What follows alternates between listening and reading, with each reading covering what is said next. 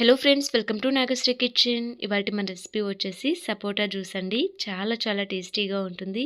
పిల్లలు పెద్దలు అని తేడా లేకుండా ఎవరైనా సరే చాలా ఇష్టంగా తాగేస్తారు. చాలా సింపుల్గా చేసుకోవచ్చు. ఒకసారి చూస్తే పిల్లలు కూడా చాలా ఈజీగా చేసేస్తారు. సో మరి ఇంకా లేట్ చేయకుండా ఈ సపోటా జ్యూస్ని చాలా టేస్టీగా ఎలా ప్రిపేర్ చేసుకోవాలో ప్రాసెస్లోకి వెళ్దాం. ముందుగా సపోటా తీసుకోవాలి.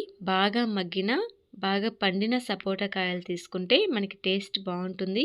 స్వీట్నెస్ కొంచెం ఎక్కువగా ఉంటుందండి బాగా పండిన సపోటాల్లో.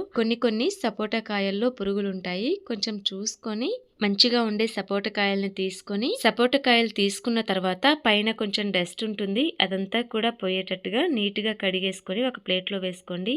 ఈ సపోటా కాయల్లో ఉండే గుజ్జుని ఇలా వేరు చేసుకొని ఇందులో ఉండే ఇత్తనాలు తొక్కని కూడా పడేసేయండి. ఇలా సపోటా కాయ గుజ్జు మొత్తం కూడా ఒక ప్లేట్లోకి వేసుకొని రెడీగా పక్కన పెట్టుకోండి. ఆ తర్వాత ఇలా ఒక జ్యూసర్ జార్ కానీ మిక్సీ జార్ కానీ తీసుకోండి. మీ దగ్గర మిక్సీ జార్ ఉన్నా ఏం కాదు, ఇలా జ్యూసరే ఉండాల్సిన అవసరం లేదు. ఇలా మిక్సీ జార్లో కానీ జ్యూసర్లో కానీ సపోటా పండు గుజ్జు మొత్తం వేసేసిన తర్వాత ఇందులోకి 1 టేబుల్ స్పూన్ దాకా పంచదార వేసుకోండి. ఇక్కడ నేను షుగర్ వేస్తున్నాను. మీరు దీని ప్లేస్లో ఖర్జూరమైనా వేసుకోవచ్చు, హనీ అయినా వేసుకోవచ్చు. ఇలా వేసుకున్న తర్వాత 1 గ్లాస్ దాకా పాలు పోసుకోవాలి. అలాగే 1 గ్లాస్ దాకా వాటర్ పోసుకోవాలి.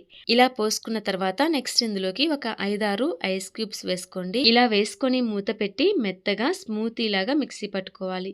ఇలా సాఫ్ట్గా ఉండాలండి డ్రింక్. ఎక్కడ కూడా మనకి పలుకులు లేకుండా ఇలా సాఫ్ట్గా ఉండేటట్టుగా మిక్సీ పట్టుకొని సర్వింగ్ గ్లాస్లోకి సర్వ్ చేసుకుంటే ఎంతో టేస్టీగా సపోటా జ్యూస్ రెడీ అయిపోతుంది. పైన గార్నిష్ కోసం కొంచెం సపోటా గుజ్జు అలాగే ఒక స్ట్రా వేసి సర్వ్ చేసి పిల్లలకి ఇచ్చారంటే జ్యూస్ తాగు అని వాళ్ళ వెంట పడాల్సిన అవసరం లేదండి. వాళ్ళకై వాళ్ళే తీసుకొని చాలా ఇష్టంగా తాగేస్తారు. అంత టేస్టీగా ఉంటుంది. చాలా బాగుంటుంది. సో చూసారు కదండి ఎంత సింపుల్ గా సపోటా జ్యూస్ రెడీ చేసుకున్నామో. మరి మీరు కూడా ఇంట్లో తప్పకుండా ట్రై చేయండి. చాలా బాగుంటుంది. ఇలా మీరు ట్రై చేసి మీకు ఎలా కుదిరిందో మీ ఫీడ్బ్యాక్ ని కామెంట్ రూపంలో నాతో షేర్ చేసుకోవడం అస్సలు మర్చిపోకండి.